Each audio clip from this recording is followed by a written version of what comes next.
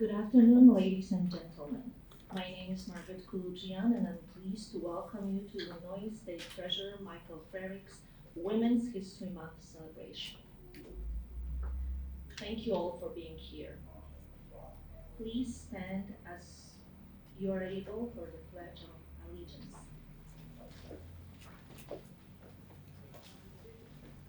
I pledge allegiance to the flag of the United States of America and to the republic for which it stands, one nation, under God, indivisible, with liberty and justice for all.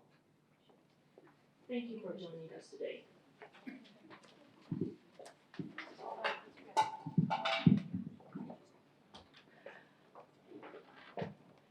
Michael Frerichs was elected Illinois State Treasurer in November 2014 and re-elected twice, starting his third term in January 2023.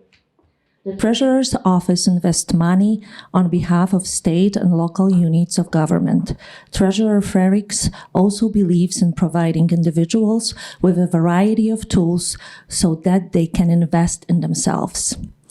He does this by encouraging saving plans for college and trade school, increasing financial education among all ages, removing barriers to a secure retirement, and protecting residents from predatory companies. Treasurer Frerichs is married to Erica and has a daughter, Ella, and twin sons, Theo and Max. Please join me in welcoming Illinois State Treasurer Michael Frerichs. Thank you very much. Good afternoon, everybody. We are just afternoon. It really is one of the fun days for me to be here when we have these celebrations. I was telling all these women here today that congratulations and thanks. And as I explained to them, I say that because one, they've been acknowledged by peers, been evaluated, and found to have a lot of success in their fields of work. But two, thank you, because we're going to highlight these women. Not just for the work they've done, but for the next generation of young women who are looking and thinking about what it is they can do with their lives. And they need to see success in many different forms, not just traditional forms.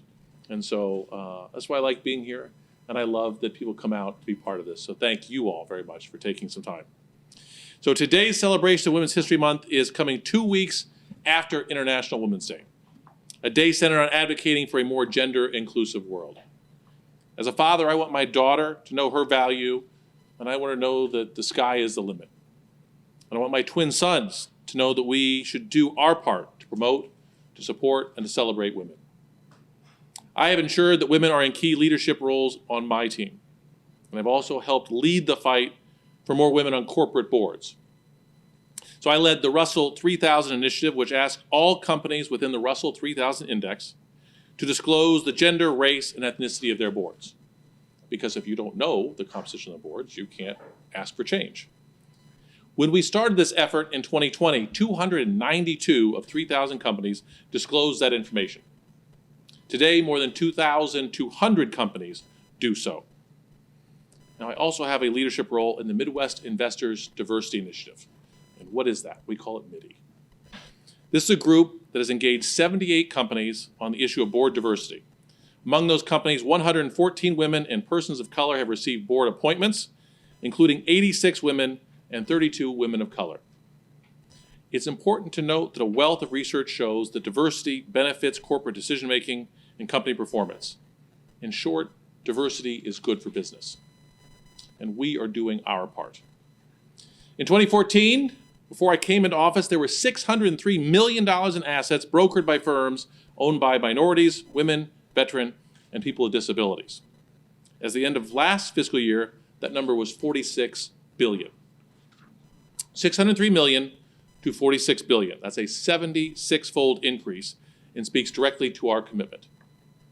Women-owned organizations have increased representation from 5% of our portfolio to 25% of our portfolio. We've also increased the business we do with MWVD asset managers. When I took office, the treasurer had just under $18 million under MWVD asset managers, and as the end of last fiscal year, we had $3.9 billion. That's a 216-fold increase. Within our college savings plans in 2023, we invested $80 million in our first women-owned asset manager, Payden and Rigel. We've also prioritized MWVD-operated venture capital firms in our Illinois Growth and Innovation Fund. Of the $720 million committed to attract and retain tech-enabled businesses, $280 million has been committed to MWVD firms.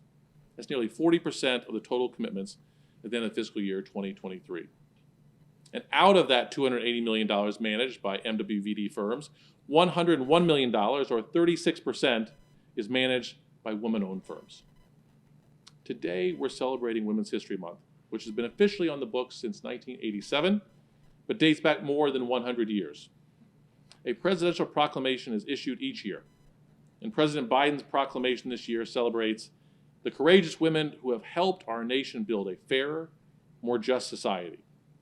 Throughout history, the vision and achievements of powerful women have opened the doors of opportunity wider for all of us. In recent years, we've watched the U.S. Supreme Court overturn Roe v. Wade, and in vitro fertilization is under attack in places like Alabama and Florida. We believe that women are capable of making decisions about their own bodies.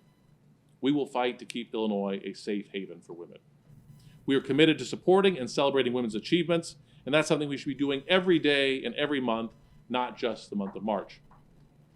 Today, we are honoring 8 women for their contributions to our state. A tech sales director, a nonprofit founder, a food pantry director, a school superintendent, a state senator, a labor leader, a spinal cord injury nonprofit founder, and an alderperson. I'm happy to celebrate each of you today. Thank you for all that you do for our state. So, with that, when you pick people who have a lot of accomplishments, they have a lot of things on their schedule. So you will see in a program in order, we're going to mix this up just a little bit here today because in addition to being a trailblazer in the field of sports, she is also a current Chicago alderperson.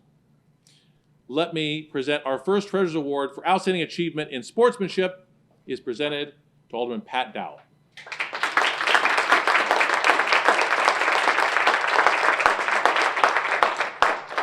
Pat Dowell currently serves as Alderman of the 3rd Ward in the city of Chicago, a position she has held for over 17 years. During her undergraduate years at the University of Rochester, she was a star player for the women's basketball team, despite not having played the sport in high school. She became a pioneer of the modern game. Let that sink in a little bit. So she became a pioneer with her ability to dominate at both ends of the court. In her senior year, her skills helped the University of Rochester Yellow Jackets post a 16-3 record. And she is still among the individual record holders today and was inducted into the university's Athletic Hall of Fame for her role as a dominant inside player for the women's basketball team. Now, that is impressive, but she has gone on to do things since then, too. Alderman Dowell went on to earn a master's degree in social service administration from the University of Chicago. She has an extensive background in urban planning, community development, and civic engagement, and has served as a social worker, administrator of several large and small not-for-profits, and a university instructor. The passion and drive Pat Dowell displayed as a college basketball star has carried over to her public service, including working for the rebirth of the historic Bronzeville community and striving to increase the number and strength of small businesses and develop economic opportunities for all of her constituents. For her contributions on the court and her many contributions off the court, that is why you receive this award. Alderperson Dowell, please step forward.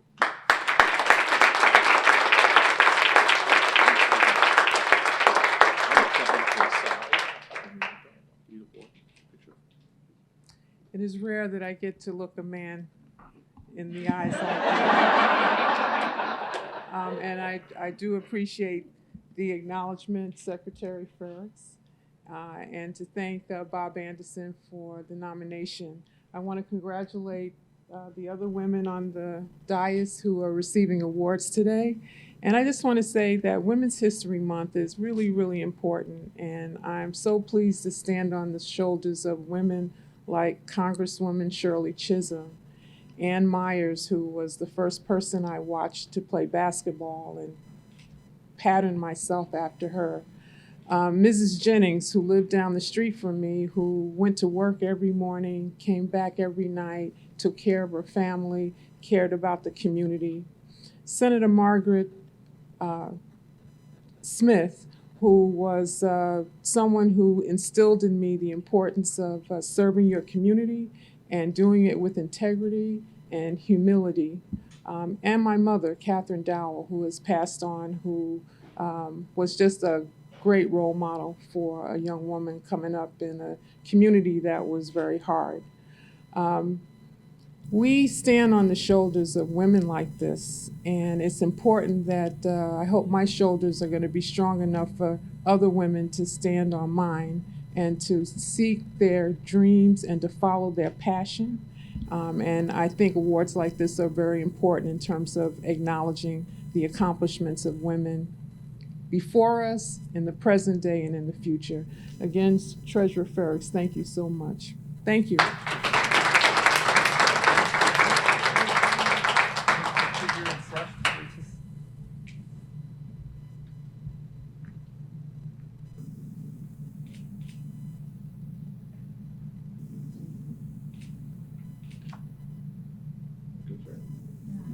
One more.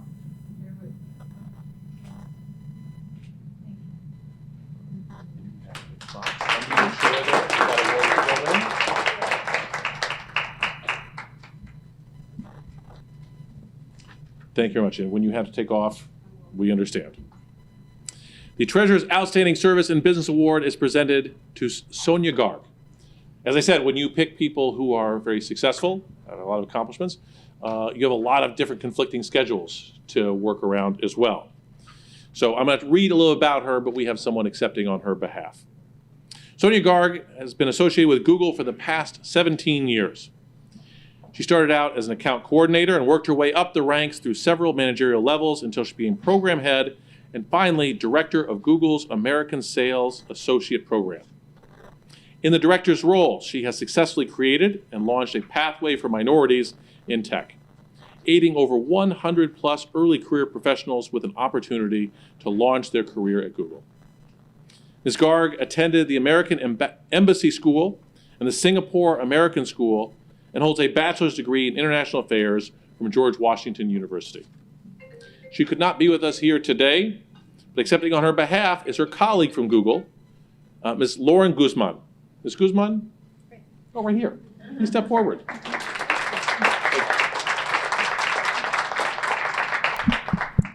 Hi, I'm not Sonia, but I am honored to accept this award on her behalf. She is currently in India visiting her family right now, and she wanted me to express how grateful she is for this award, how honored she is.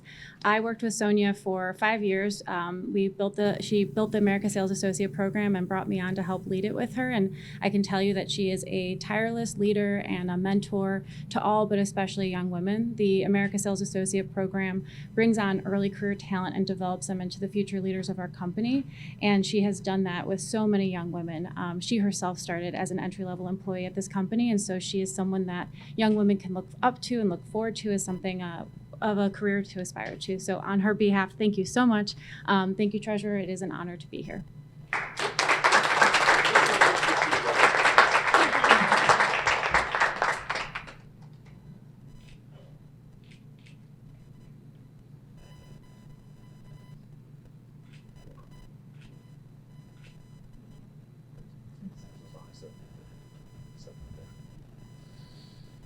I think that's something you will see in common with a lot of these women. To truly be a leader, it's not just about blazing a trail for yourself, but it's helping those who come behind. And so I appreciate her work mentoring. The Treasurer's Outstanding Service in Leadership Award is presented to Dr. Sheila Hill. I've got to read some things about you first here. Don't get off so easy there. You're going to have to hear things about yourself. And other people have to hear them as well. Dr. Sheila Hill is a Rockford native and an accomplished businesswoman with a passion for entrepreneurial engagement, strategic planning, and community involvement.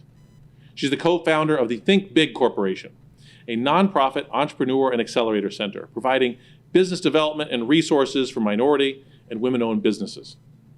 In addition, Dr. Hill co-founded Women in Wealth, a distinguished leadership program dedicated to cultivating women's personal and professional growth.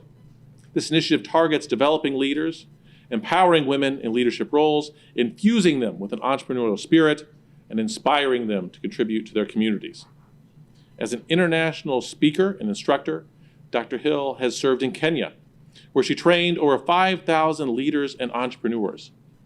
She has been married for 27 years to the love of her life, Pastor Reese Hill of Park Church, where she serves as the church's co-pastor.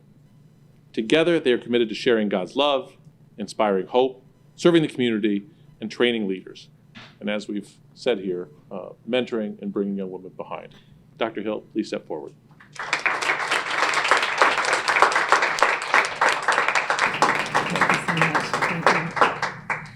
Good afternoon.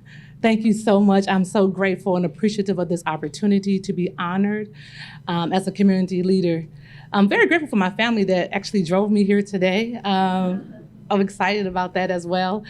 One thing I would like to say, being the eldest granddaughter, everywhere I go I say that because my grandmother has over 100 grandchildren and I am the eldest of them all. And I'm very proud to stand here. I remember the day that she said to me when she was going on the Phil Donahue show, and some of you, I'm dating myself, but anyways, yeah, the Phil Donahue show, and she said, one day she said to me, you'll stand on my shoulders. One day you'll break glass ceilings. So I'm so grateful that I'm able to stand before you today and recognize the work that not just I have done, but the work my grandmother done before me as a community leader and activist. For me, it's outstanding to be here with all these esteemed ladies beside me. I congratulate you all for the work that you have done as well. One of my favorite quotes is by John Maxwell, and he speaks about how it's so important for us as leaders to be relatable to everyone. Well, the very end of that quote, he says that if you are unable to be relatable, it's very difficult for you to lead.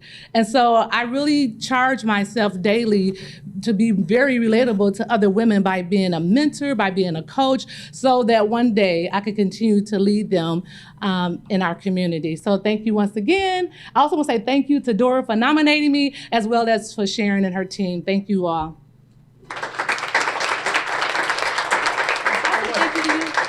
I don't know, did I say thank you to you? No. Let me say thank you to the treasurer. I've said it once, but I want to say it on camera. Thank you so much. Thank you.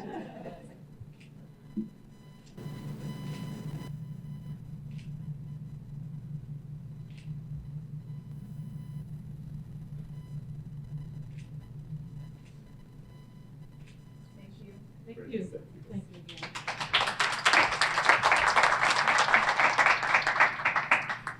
I like that quote about being relatable, that people do need to feel they can talk with you, they can relate to you.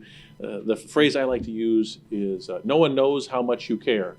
No one cares how much you know until they know how much you care. Yeah. And so I think she's demonstrated a lot of caring for her community and for other people. Thank you. The Treasurer's outstanding commitment to community service is presented to Laura Glaza. I'm going to talk about people who care a lot for their community. Laura Glaza is the executive director at the Glen House Food Pantry, serving neighbors who work, live, or attend school in DuPage County. She leads a team with a mission to provide essential groceries and support to residents at risk of hunger through a collaboration of local churches and the broader community. Laura joined the Glen Ellen Food Pantry as executive director in 2020, bringing a broad range of corporate, nonprofit, and marketing experience to her role. Despite the pandemic, she was able to lead a campaign to raise nearly $1 million to renovate a new facility that now serves twice as many needy families. The pantry predominantly helps the working poor, families that struggle to pay higher living costs, senior citizens on a fixed income who would otherwise have to skip food or pay for medicine or utilities, and people with temporary or permanent disabilities. Laura has served with several DuPage County organizations, including the Morton Arboretum, the Conservation Foundation, and Loaves and Fishes Community Services. Dr. Laura Glaza, please join us at the podium.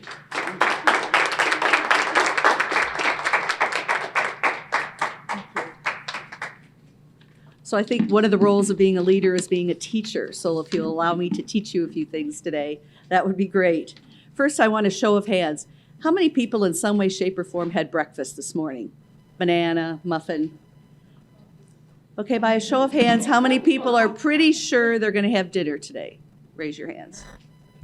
Well, think about this. More than 1 million people in the state of Illinois are at risk of hunger. They don't know where their next meal is coming from. That's where the Feeding America network comes in. Feeding America is a network of 200 food banks around the country, under which 60,000 social service agencies derive. That network feeds 1 in 6 Americans every day. Think about that, 1 in 6 Americans. The Feeding America network, the social services agencies underneath them, are made of food pantries primarily and soup kitchens. And I represent the Glen House Food Pantry in Glen Ellen, Illinois. We serve everybody who lives, works, or goes to school in DuPage County. Now you might think DuPage County, one of the wealthiest counties in the state, and yet hunger is really around every corner. We distributed more than 1 million pounds of essential groceries last year to 7,000 of our neighbors. As State Treasurer mentioned, by saving them the money on food, it allows people to use the money that they have left for utilities, for rent, for daycare, for transportation. So what we're doing is really, really important. We're boots on the ground. But it's not enough. So what can you do? If you have a food pantry in your area, you can volunteer. You can donate food. You can donate funds. Even just spreading the word helps people know about hunger in our community. So on behalf of the Glen House Food Pantry, our 400 active volunteers, our 7,000 clients, our neighbors who we serve every day, our board, and our partners, I want to thank you so much for this honor. I am humbled to be in the presence of these other awardees. I want to thank Secretary Frerichs. I hope I did that correctly. We worked on that a little bit. Thanks to Karen Craven, our volunteer, who nominated me. A shout out to Sharon and her team who helped lead me through this process. Thanks to my daughters, Kaylee and Robin, who are leaders in their own right. And most importantly, thanks to all of you.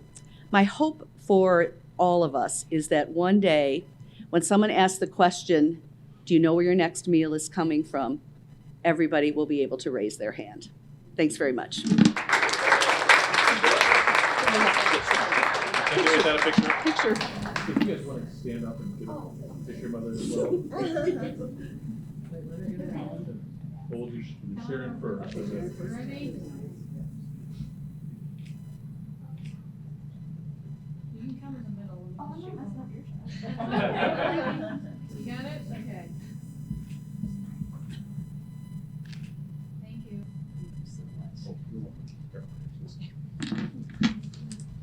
And if anyone's already spoken once, pictures will hang around afterwards.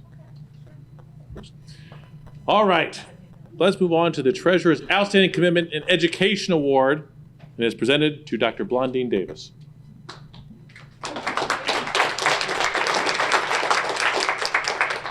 Don't ever feel that you can't clap and applaud these accomplishments.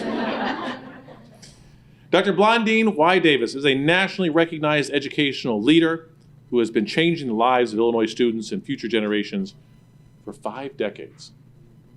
A little hard to believe. She spent 30 years. Yes, clapping is okay. Okay. That's why we're here today. She spent 30 years in Chicago Public Schools, where she went from history teacher to chief of schools and region responsible for the daily management of over 600 schools. As superintendent of Matson District 162, she has brought educational excellence to the south suburbs, including one school earning National Blue Ribbon School recognition from the U.S. Department of Education. Dr. Davis is the founder and CEO of the predominantly African-American Southland College Prep Charter High School, whose track record of scholastic achievement is exceptional. It is the only charter high school to earn the state's highest designation of exemplary. See, this is why I like these things, these gatherings here, because the energy. And don't worry, if you were restrained earlier and you didn't clap for some of the other people, you will have your chance at the end. We will honor them all again. The school has a 100% college acceptance rate for its 10 graduating classes, whose members earn over $300 million in merit-based scholarships.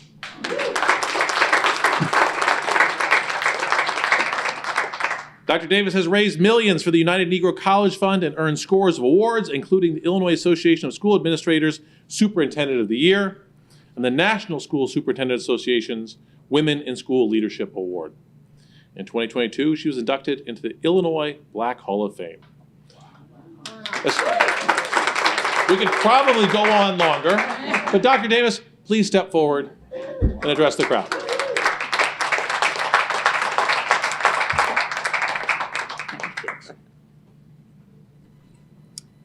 Well, first of all, thank you so much. I don't think I've ever had a more beautiful introduction, so thank you, thank you, thank you. But as I stand here today, I would be remiss if I accepted this award on my behalf. I want you to envision all of the educators who are in the classrooms throughout the state of Illinois, thousands and thousands of educators. And if you think more globally, what about the educators who are in classrooms throughout our nation? I'm just a reflection of who they are. And so I'm grateful, but I do nothing other than what so many do and what is expected of us.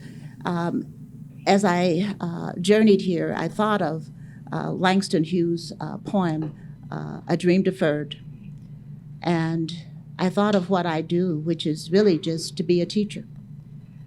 And the reason I thought about that is, obviously, you know, I'm an African-American woman.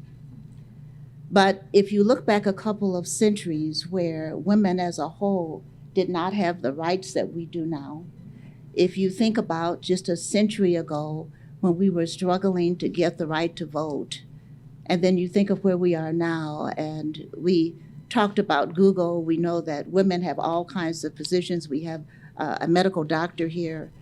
And so, to me, it's no longer a dream deferred. And if I had to, can we give that a round of applause?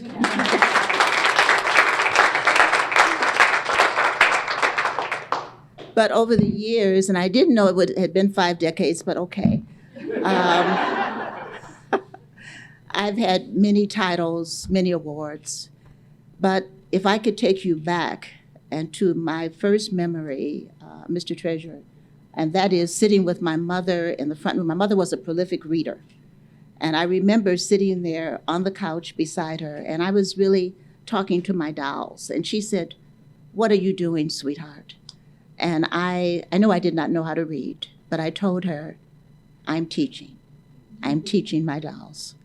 And I remember, because it's the first memory I have of her voice, and I heard the love in her voice, but I also heard the message in her voice, which was, if you're going to be a teacher, be a good one.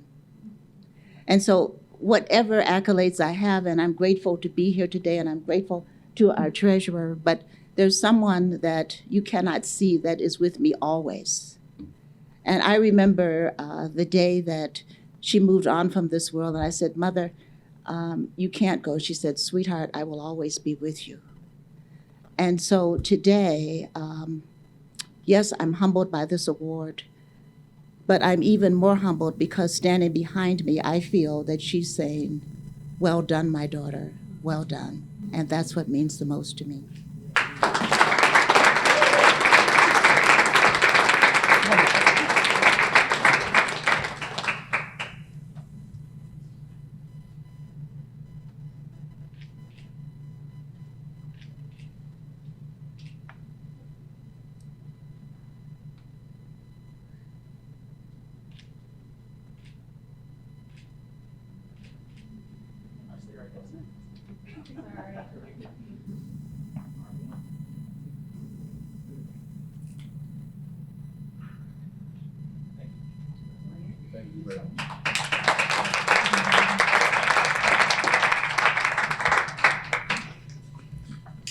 I think that's some great advice. Whatever you're going to be a good one. If you're going to be a labor leader, be a good one.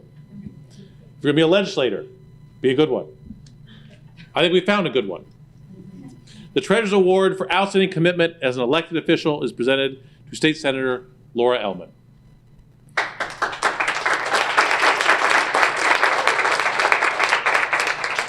Laura Ellman has represented Illinois' 21st District in the State Senate for the past 5 years.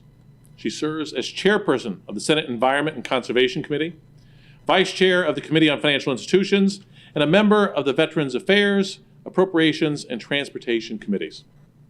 Senator Ellman brings with her over 25 years of experience working in manufacturing and engineering, and dealing with regulations and policies, having worked for multiple companies, including Argonne National Laboratory. During her tenure in the Illinois Senate, she has been the chief sponsor or co-sponsor of legislation supporting the ABLE and college savings programs. Not why you were chosen, but we appreciate it in this office. Laura Ellman grew up in Hanover Park, graduated from Elgin High School, earned a bachelor's degree in mathematics from Grinnell College, and a master's in applied statistics from the University of Iowa. And I understand that women's basketball team is having a good year. I'm sure she follows the University of Iowa women's basketball team because I have played basketball with Senator Ellman. She enjoys camping and sports. She's been playing basketball every week for over 20 years. She participates in triathlons and even ran a marathon. She still finds time to volunteer with Habitat for Humanity, feed my starving children, and was an ESL tutor. For that and many other reasons. Senator Ellman, please step forward. Thank you. I'm going to pull this up so I don't. So I need to set the record straight. I retired from my basketball days. Woe is me. It was with heavy heart and weak knees that I retired from basketball. But I am honored, and I thank you very much. I thank everybody here. I want to especially thank Leslie Ruffing and Priyanka Khanna, who are my district staff that helped me get here. So thank you. And when I think about Illinois and being a legislator, one of my focuses, or one of the things that I think is important, is innovation and getting better and making change. So, and Illinois needs innovation. We need innovation in energy. We need innovation in manufacturing and transportation, in agriculture, in feeding people. And part of innovating is taking risks. Having an idea out there and the ability and comfort with possibly making a mistake. Now, this happens to fall after a couple of days that actually began, a conversation that began in Leslie's kitchen on Friday night. And that is the importance of celebrating women. Because as we celebrate women and our accomplishments and the broad range of accomplishments, big and small, that tells the next groundbreakers that, hey, it's okay, I've got support. I can go and do something, make a change, even make a mistake, because people have my back. Now, Dr. Davis mentioned history. 100 years ago, we got the vote. Hold on, I was a math major. 50 years ago, we got the ability to have credit cards. We are still, women in general have faced greater barriers, but also larger risks. And states today are trying to roll back the gains that women have made, making it the stakes even higher if you happen to make a mistake or step outside your bounds. So this is even so important to celebrate women, their accomplishments, their efforts, their risk-taking, and I'm just honored to be among this esteemed group of women. I thank you very much. Thank you. All right.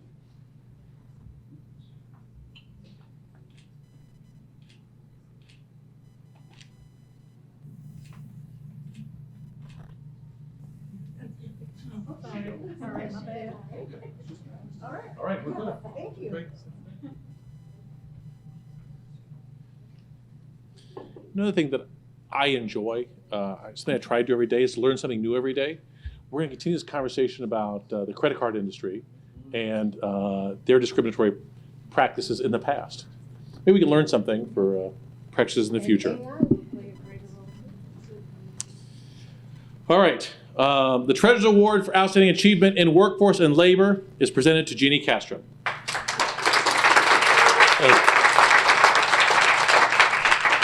I really enjoy when people bring their friends, their family, their children to these events to hear this, to hear about other people.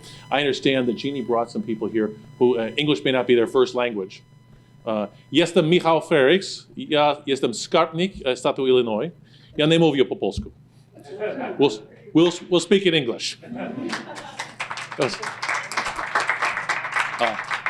We have some Polish speakers here, and I just let them know I don't speak Polish. So we're going to speak in English. Jeannie Castro broke the glass ceiling by becoming the first female president in SEIU Local 1's 100-year history.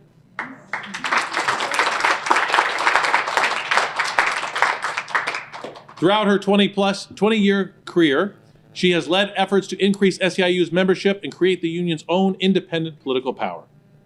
She has served as one of the key people managing relationships with elected officials and government administrators on behalf of the union, representing 50,000 property service workers in 6 states and 11 cities across the Midwest. Before becoming SEIU Local 1's president, Jeannie was the first woman elected in a newly created executive vice president position. She oversaw the day-to-day operation of Local 1 while spearheading significant change within the organization to build a more powerful, inclusive, and transformational union for its members. In addition to her role as Local 1 president, Jeannie serves as vice president of the SEIU Illinois State Council and is a member of SEIU International's Division Labor Board within the SEIU's Property Services Division. This group helps coordinate national strategy, work among the janitorial, security, and airport industries. She helped create the union's international Together We Rise strategy to build a deeply member-connected, leader-rich 21st century SEIU where all workers could join together to build a better future for all. So we said these leaders aren't just about moving themselves forward, but bringing others with them. I want to thank you for the guests you brought here today. Jeannie, please step forward.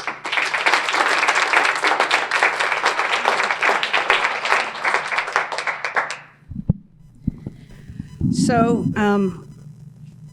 I tried to give away my award to the members of my union. Thank you. First, I just want to say, I stand on the shoulders of my mother, who was a cleaner herself, grew up in the South, if you can tell by my accent. She did not have a union. And so I saw her struggle for most of her life to put food on the table because she didn't have health care. She didn't have the benefits that many of my members today enjoy. But she told me about hard work and showing up and treating people the way that you wanted to be treated. And that regardless of the color of your skin, that we all came together because we just wanted a little bit better. We all agreed that we wanted a little bit better lives for ourselves and our family, and that we could come together across difference, across race, across religion, across beliefs. And that has served me pretty well in my life. Women play a big role in my union. We are probably one of the most diverse unions in the city, a third African American, a third Latino, and a third Eastern European, mostly Polish. And I like to tell people, especially during Women's History Month, there's one place in our country where women are paid equal, and that is in unions and in a union contract. And it is something that we should all be very proud of. I take great pride in my work because our members who do important work of cleaning office buildings, airports, our schools, they take great pride in the work that they do. And I don't do this work alone. I want to thank my husband, who actually allows me to do this work. He's not here because my daughter is on spring break, and he is probably doing call time with a candidate and is entertaining her. I want to thank Alex Armour, my friend who's been in the trenches with me for a long time, for nominating me. And also the treasurer. You know, he does not just walk the walk, but he talks the talk. And he has done a lot that people don't even realize, to use not only his height, but the power of his voice and the power of the office of the treasurer to help members like SEIU Local 1 members to make sure that corporations and business entities do right by workers and do right by working people in the state of Illinois. And I think that says a lot about the type of leader that he is. So I just want to thank you. And I dedicate this award to my hardworking members who are mostly women in my union. So thank you very much.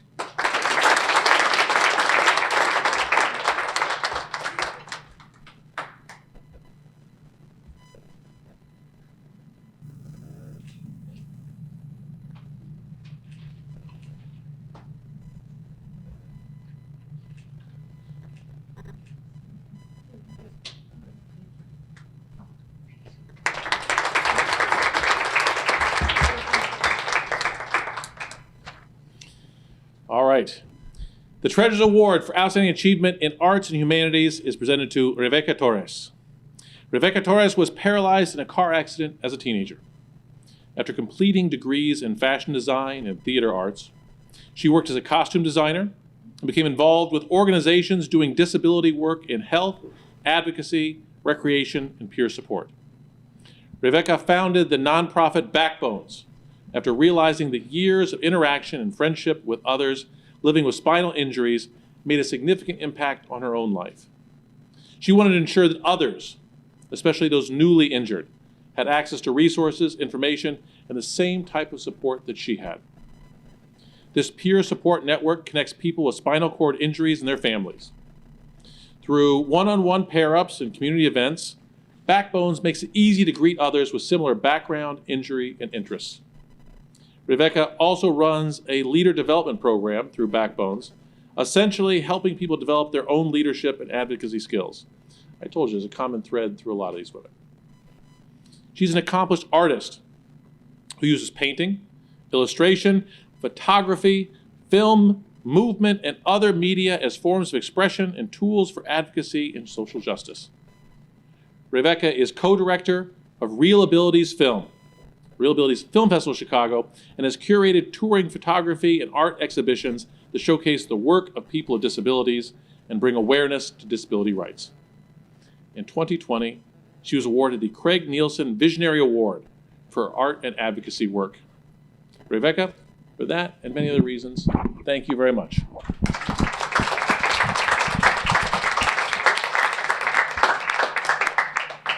Thank you so much to Treasurer Frerichs, and wow, to all the women up here. I'm very, very honored to be recognized for my work, but also to be up here with all these incredible women that are being recognized as well. I'm going to repeat what some of the others have said, that I'm here on the shoulders of other women before me, other Black and brown women, other women with disabilities, my mother, who's here right there, a woman who I admire greatly and love. My mother and my sisters are all women that I admire, but are also my biggest cheerleaders. And I do want to say a very, very special thank you to Stephanie Cantor, who nominated me.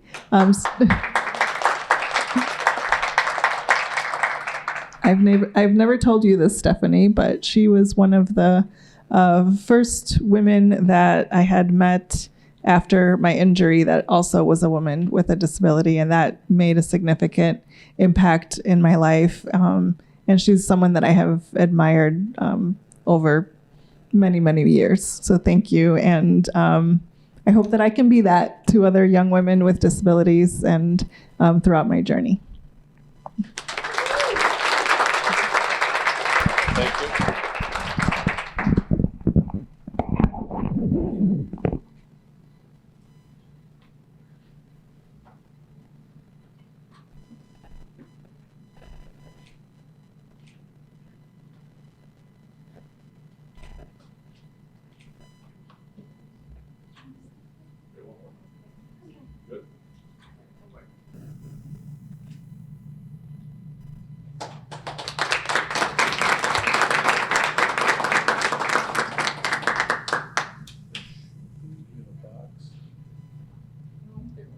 No, underneath there. Okay, we'll get this to you.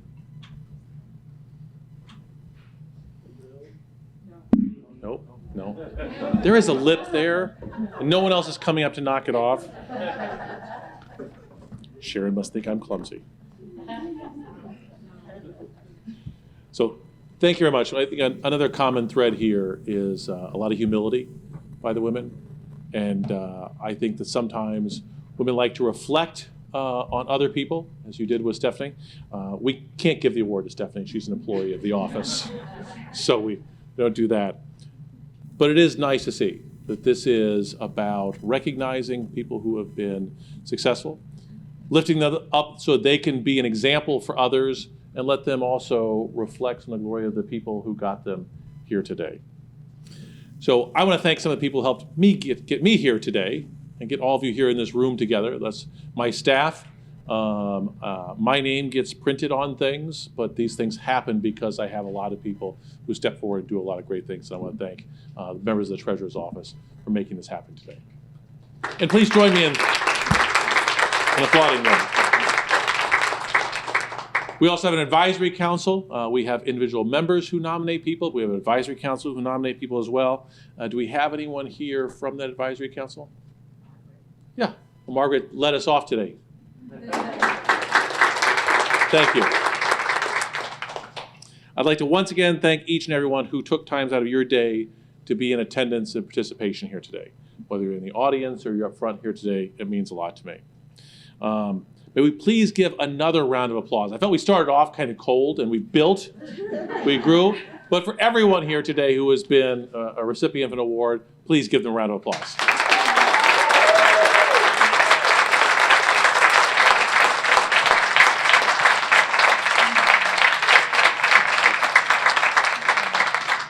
Here we have an example of a young woman who's up sitting in the audience watching today. If anyone is worried about her skipping school, it's spring break. And some kids want to go out and go play, and others want to look at role models. And so thank you for joining us here today.